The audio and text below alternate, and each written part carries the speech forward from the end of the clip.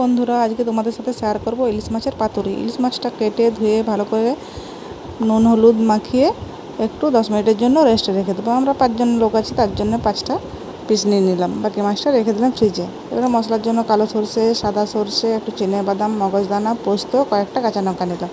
সরষে, পোস্ত, মগজদানাগুলো ভিজিয়ে রেখেছিলাম। মিক্সিং বলে কাঁচা লঙ্কাগুলো দিয়ে বেটে নিলাম। তারপর একটা পাত্রে আমি মশলাটা ঢেলে নিলাম। মশলাটা ঢালার পর একটু হলুদ, পরিমাণ মতো নুন ও একটু সরষের তেল, বেশ কিছুটা সরষের তেল দিয়ে ভালো করে মশলাটা মাখিয়ে নেব।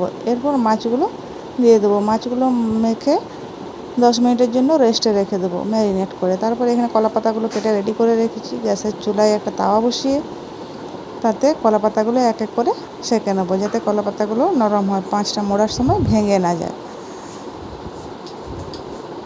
কলা পাতাগুলো গরম হলে নরম হয়। এই সব কলা পাতাগুলো সেঁকা হয়ে গেছে। এবার কলা পাতাগুলোতে একটু করে সরষের তেল মাখিয়ে নেব, যাতে পাতুরিতে মশলাটা লেগে না যায়। পাতুরিতে দেওয়ার জন্য কাঁচা লঙ্কা কেটে নিলাম। এরপর তেল মাখানো কলা পাতাতে একটু মশলা দিয়ে দিলাম, তারপর 1 পিস মাছ দিয়ে দিলাম, তারপর 2টো কাঁচা লঙ্কার টুকরো দিয়ে দেবো।